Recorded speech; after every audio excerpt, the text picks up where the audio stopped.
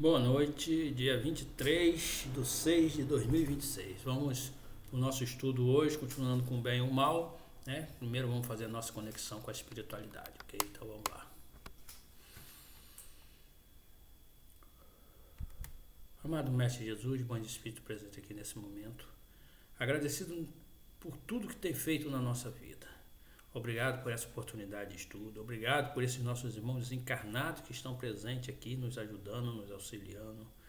Obrigado por tudo mesmo. Sendo assim, damos por iniciado o nosso estudo hoje. Que assim seja e assim é.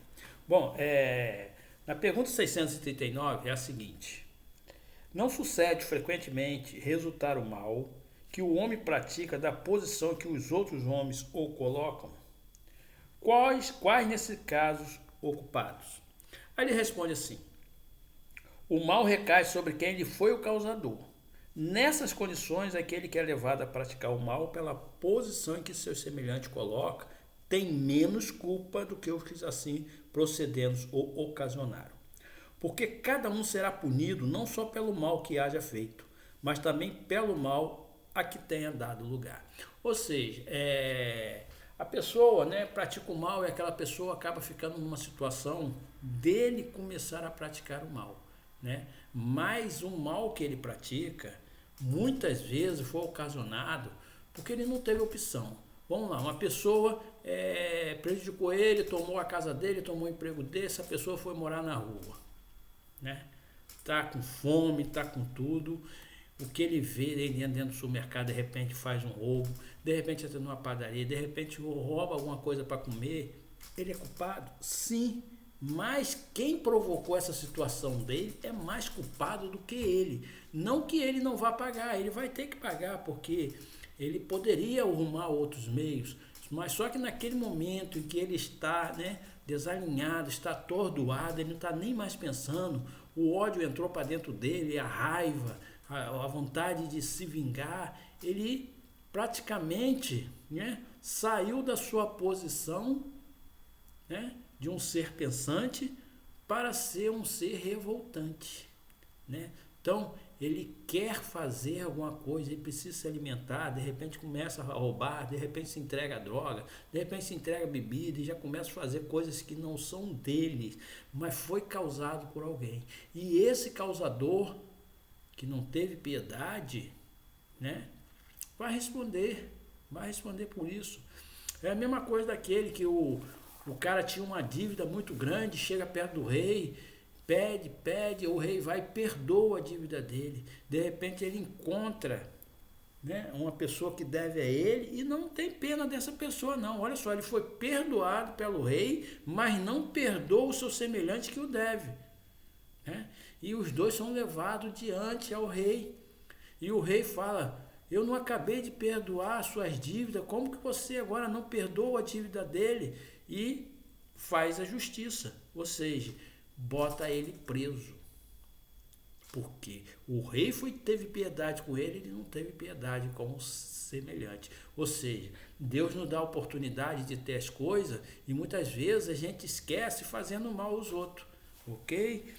Vamos aqui para 640, a pergunta é a seguinte: aquele que não pratica o mal, mas que se aproveita do mal praticado por outrem, é tão culpado quanto este? Ele responde: é como se houvesse praticado.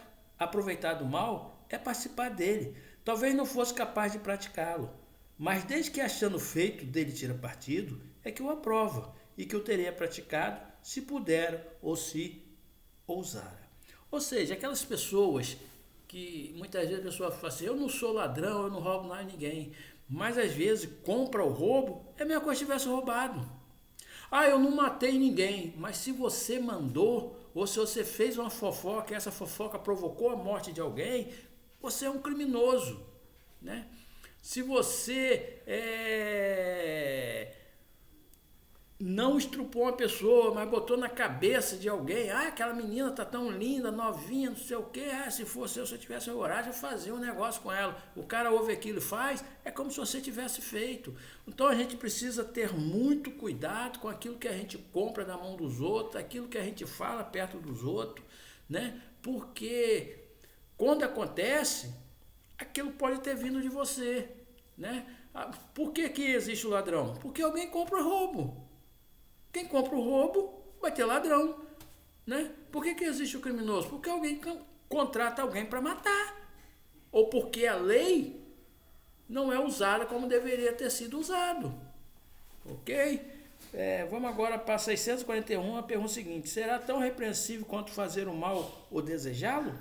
Ele responde: conforme a virtude de resistir voluntariamente ao mal que se deseja praticar, sobretudo quando há possibilidade de satisfazer-se a este desejo. Se apenas não o pratica por falta de ocasião, é culpado quem o deseja.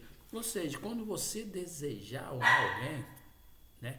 E se você rapidamente não fazer uma oração e tirar essa ideia não é minha, ou seja, se você continuar com aquilo fixo na sua mente, é porque você também gosta de praticar o mal. Porque às vezes a gente dá raiva realmente, dá vontade de fazer certas coisas, mas a gente tem que perceber que não é da nossa índole e isso não é certo. Então, nós entramos em oração, pedimos para tirar esse pensamento da nossa cabeça e fazer com que a gente esqueça até aquilo que nos praticaram de mal. Né? Que esse é o certo. Mas aquele que continua com esse pensamento é tão ruim quanto a pessoa que o quer. Né? Vamos agradecer a espiritualidade, porque, né, nós devemos procurar sempre fazer o bem, praticar o bem, né? E quando é que a gente vê que a gente não tem como fazer uma solução, entra para o seu quartinho, faz a sua oração, fica ali que uma hora vai vir a solução para você, que a espiritualidade, quando você quer resolver alguma coisa que está realmente fora do seu alcance, e se você tiver um merecimento, e mesmo que não tenha, mas que for para te livrar de alguma coisa, a espiritualidade vai trabalhar e vai agir. Então vamos agradecer a espiritualidade nesse momento. Amado Mestre Jesus, Pai de Espírito presente aqui, agradecido mais uma vez por esse estudo. Agradecido por esses nossos irmãos desencarnados que são trazidos aqui.